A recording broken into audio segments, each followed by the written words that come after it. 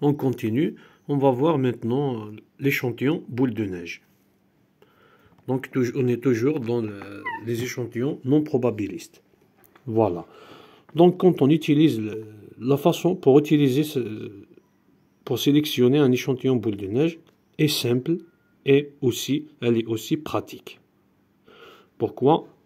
Parce que généralement ce genre d'échantillonnage on l'utilise quand on a affaire à un phénomène où, premièrement, il n'y a pas une liste de population mère, aussi quand on a affaire à un phénomène qui est illégal, ou un phénomène qui représente un tabou, par exemple, dans la société. Ici, comme l'exemple cité ici dans ce petit paragraphe, on a donc les narcotrafiquants, ça veut dire ceux qui vendent de la drogue. Donc si on veut faire une recherche sur ces personnes, bien sûr, il n'y a pas un endroit où on va voir une liste nous disant que telle ou telle personne est en train de vendre un type spécifique de drogue. Parce que déjà c'est illégal. Donc le chercheur pour procéder dans une telle situation, s'il choisit de faire un échantillonnage par boule de neige, la première chose, avant de dire cette première chose, le choix ici, c'est un choix raisonné.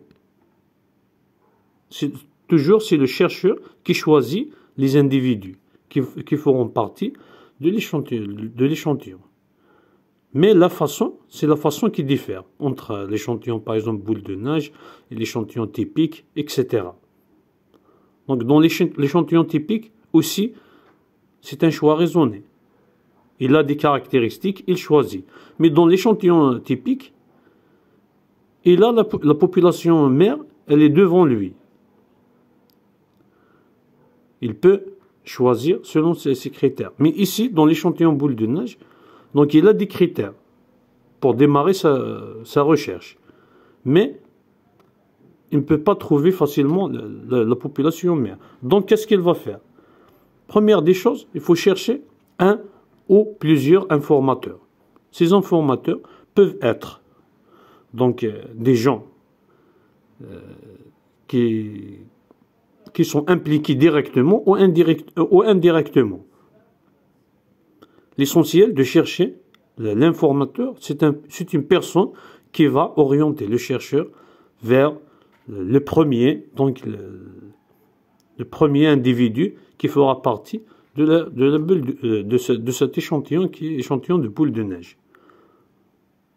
Donc après, cet individu, donc bien sûr, s'il accepte de faire cette enquête, etc., le chercheur va essayer, grâce à cet individu, il va essayer de demander à cet individu de l'orienter vers un autre individu qui a les mêmes caractéristiques que lui. Voilà, c'est ça. Donc c'est ça le principe de l'échantillon de boule de neige. Donc on a un informateur, après on a qui nous oriente, par exemple, soit cet informateur lui-même, il fera partie de l'échantillon boule de neige, soit il oriente vers le premier individu qui fera partie de l'échantillon boule de neige. Après ce premier individu, le chercheur essaie donc de faire son enquête et aussi essaie de pousser donc ce premier individu à l'orienter vers un deuxième individu qui a les mêmes caractéristiques qui correspondent donc à la recherche.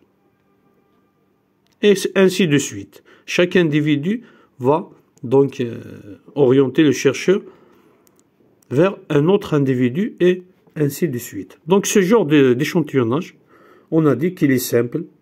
En principe, c'est une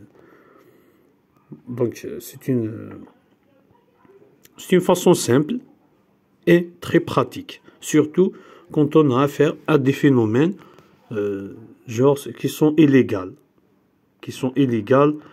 ou qu'on peut pas facilement, on peut pas, les gens ne parlent pas de ça, par exemple, de certains phénomènes.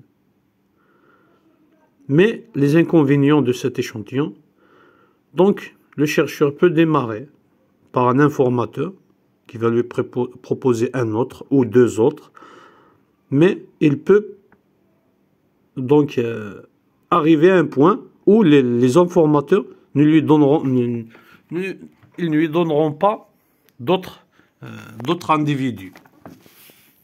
Ils ne vont pas proposer. Donc, il va stopper, donc en quelque sorte, il va stopper sa recherche. Il faut refaire et chercher de nouveau un nouveau informateur. Ça, c'est un risque que le chercheur doit donc prendre en considération. Aussi, cette méthode prend du temps. Ce n'est pas dans une journée ou deux qu'on peut convaincre, par exemple, quelqu'un pour nous orienter à un autre individu dans certains phénomènes. Qui sont surtout les phénomènes illégaux. Donc c'est difficile quand même que quelqu'un vous donne un nom d'une personne où il vous envoie. C'est très difficile. Donc c'est ça les inconvénients de cet échantillon qui est échantillon boule de neige. Voilà. Ou pour simplifier les choses, souvenez-vous toujours, quand on dit l'effet boule de neige, c'est une boule de neige qui s'enroule et plus elle s'enroule, plus elle va ramasser de la neige et elle va grandir. C'est ça l'effet boule de neige. Donc il faut juste comprendre cette notion et ce sera facile.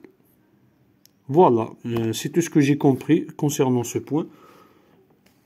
Je vous souhaite bon courage et à la prochaine vidéo. Merci.